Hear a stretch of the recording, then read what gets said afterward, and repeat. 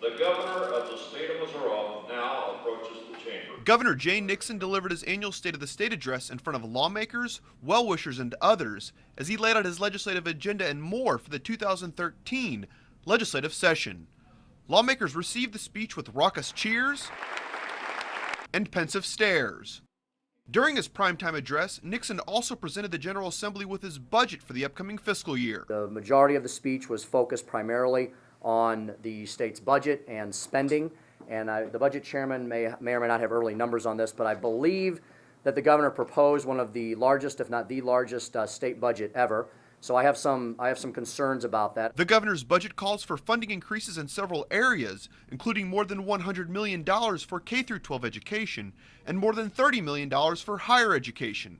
However, these funding increases are based upon the General Assembly passing 4 pieces of legislation to free up new funding sources, a concept the House's top Democrat agrees with. It's his responsibility to put things in the budget, to put laws in the budget that, quite frankly, need to be passed to balance the budget. He has a responsibility to balance the budget, and he can do that by suggesting ways to do that. Some of these issues have come up in the past and have not passed. None of them have passed the legislature in the past.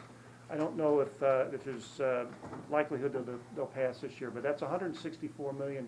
Nixon also proposed expanding the state's Medicaid rolls by more than 250,000 people. He claims the expansion would be paid for by the federal government through a provision in the Affordable Care Act. However, the speaker has concerns regarding the federal government's willingness to pick up the state's tab. I heard a lot of spending in the governor's budget tonight, but not how you pay for it long term if, and I don't believe it's an if, I believe it's a when, the federal government starts ratcheting back. Lawmakers now begin the process of working with the governor's budget to create their own version of the state's 2014 operating budget. Reporting from the state capitol, I'm Jonathan Lorenz.